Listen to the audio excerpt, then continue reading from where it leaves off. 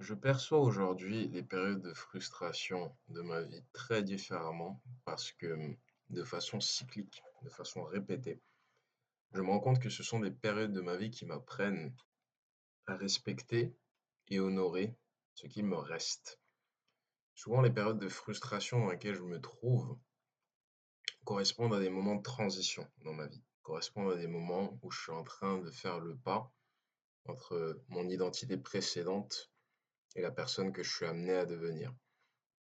Et entre guillemets, étant donné que c'est souvent la majorité du temps, j'ai envie de dire même tout le temps, c'est quelque chose qui se conçoit d'abord énergétiquement et mentalement avant de se manifester dans le monde physique. La personne que je deviens, il faut d'abord que je puisse l'envisager, il faut d'abord que je puisse la ressentir. Il faut aussi que, même si physiquement j'y suis pas, énergétiquement je m'y retrouve, donc que mes actions traduisent, entre guillemets, cette évolution vers la personne que je suis amené à devenir.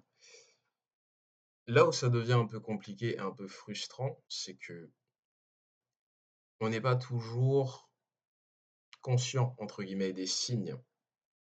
On est on est très par contre très conscient des signes qui nous rappellent à notre ancienne fréquence, des choses qui font entre guillemets «encore partie» de ce qu'on considère comme des obstacles. Ça, ce sont des choses qu'on peut voir tous les jours. Pourquoi? Parce que ce sont souvent les choses qui ont d'ailleurs été moteurs de notre recherche de transformation.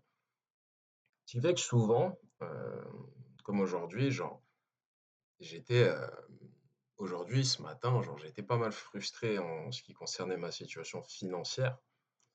Parce que là aussi, c'est quelque chose où, dans ma vie d'adulte, j'ai eu pas mal de mal, entre guillemets, à trouver une certaine forme de stabilité. J'alternais des périodes où j'étais très bien financièrement et des périodes où j'étais vraiment dans le dur.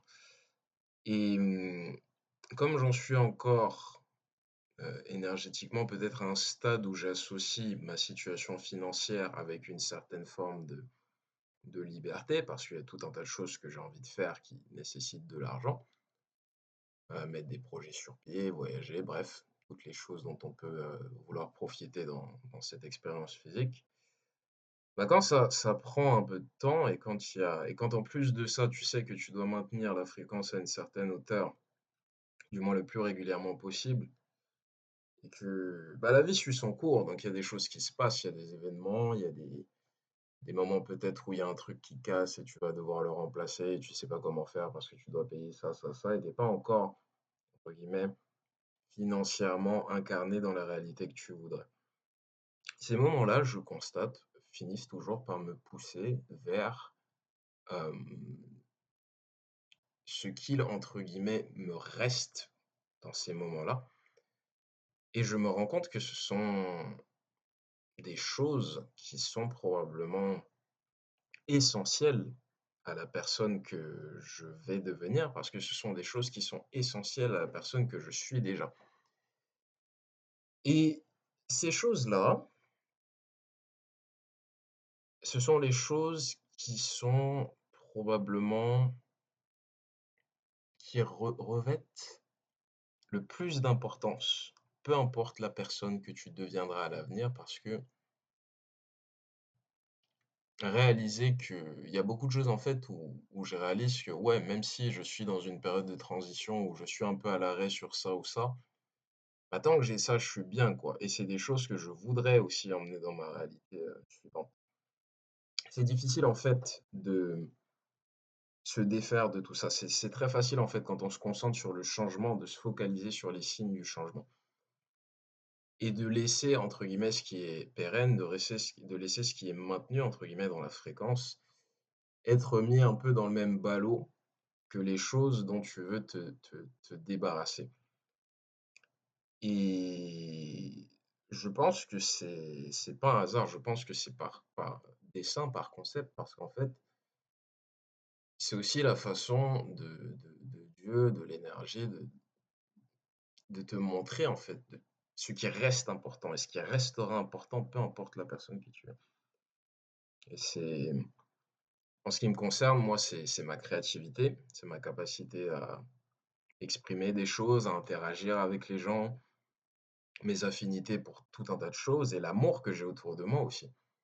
L'amour qui prend, tout un tas de formes, que ce soit dans ma connexion à la nature, parce que ça participe aussi à l'amour.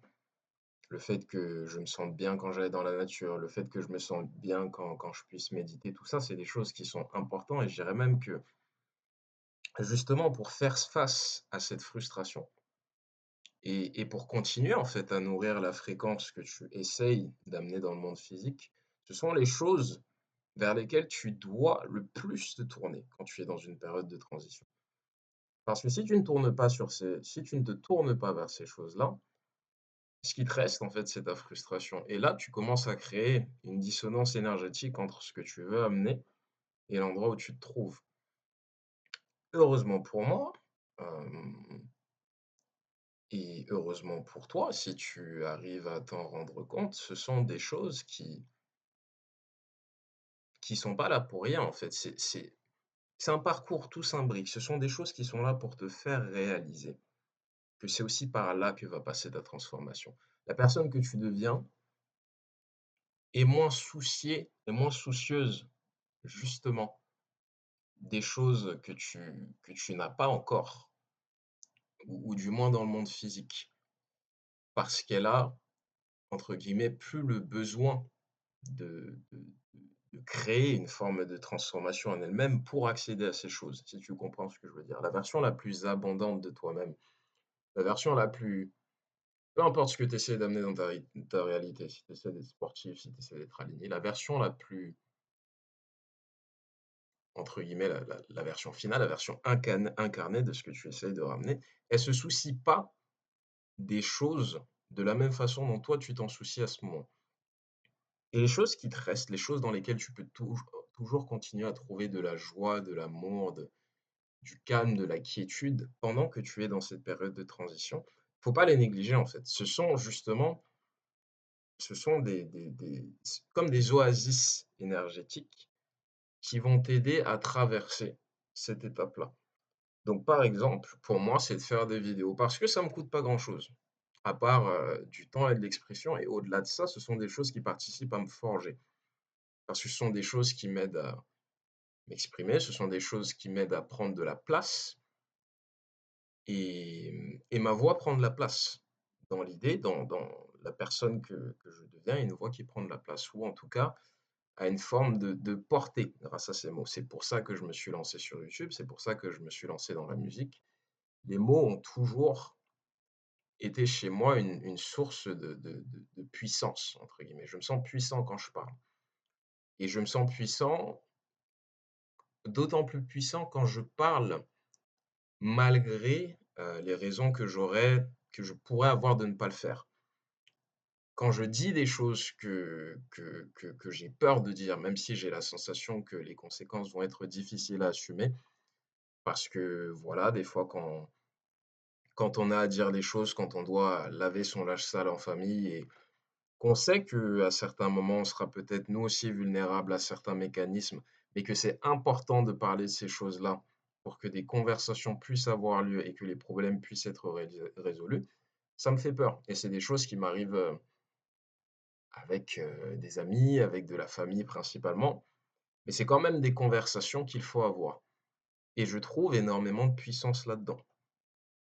Et le changement, en fait, prend place sans même que je m'en rende compte. Quand je suis dans cette période de transition, quand je suis en train de parler, quand je suis en train de faire face à la peur de l'expression, bah, ce qui est concret, c'est cette peur de l'expression et mon expression malgré tout ça.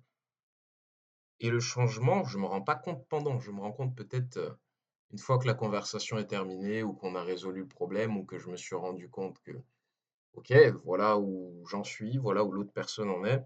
C'est le moment de tirer des constats. C'est à ce moment-là que je prends conscience du changement. Mais pendant que tu es en train de changer, tu sais pas, tu pas nécessairement conscient de tout ce qui va être nécessaire à ton changement. Donc c'est important de garder en tête que ce qui va réellement compter, c'est de maintenir ta fréquence en place. C'est de maintenir entre guillemets «en vie» l'idée de la personne que tu veux devenir. Et comment tu le maintiens? Tu évites justement.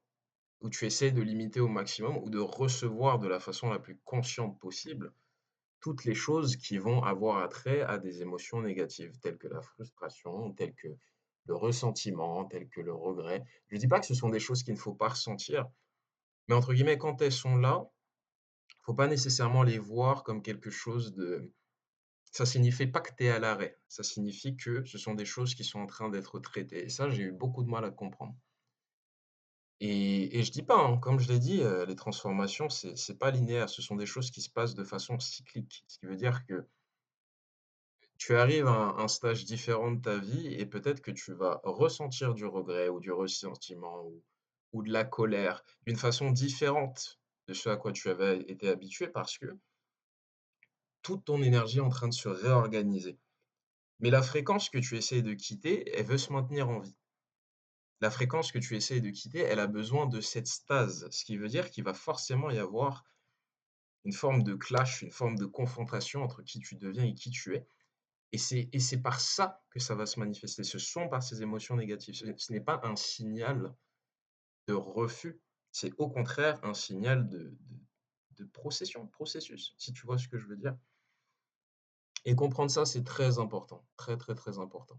Et c'est important aussi justement de regarder les choses qui sont là et qui sont toujours source d'émotions positives ou d'équilibre comme quelque chose à honorer, pas juste comme entre guillemets «ce qui te reste après la tempête». Ce qui te reste après la tempête, c'est là parce que c'est plus fort que la tempête. C'est pas là parce que, entre guillemets, «Oh, tu as tellement perdu que voilà», bon. On a tendance souvent à prendre ces choses-là pour acquis et je me rends compte en fait qu'il y a une clé dedans, qu'il y a une leçon très importante à récupérer qui est: honore ce qu'il te reste. Ho honore ce qu'il te reste même quand tu es pas dans des moments de frustration, mais encore plus dans les moments de frustration parce que ce sont les choses qui vont te permettre justement de rester droit et de rester aligné pendant que la tempête passe. Et voilà, j'ai pas envie de faire une vidéo trop longue, mais c'est ce que j'avais à dire aujourd'hui, donc j'espère que ça te sera utile. Et ouais, prends soin de toi, j'espère que l'année a bien commencé pour toi et que si jamais c'est pas le cas, tu tu peux disposer de ces belles sources de choses et de positivité autour de toi, peu importe la forme qu'elles ont. Ça peut être n'importe quoi, c'est toi que ça concerne. C'est du sport, c'est de la famille, c'est des amis, c'est une émotion entre guillemets qui c'est quelque chose qui est attaché à ce que tu voudrais en plus grande quantité pour toi. Moi, c'est la connexion, c'est le voyage, c'est la nature, donc c'est le genre de choses auxquelles j'ai envie de plus m'exposer encore plus dans ces périodes de transition. C'est là que se trouve le réel trésor. C'est là que se trouve le Graal, dans ce qui est pérenne. Donc voilà, j'espère que ça pourra t'aider.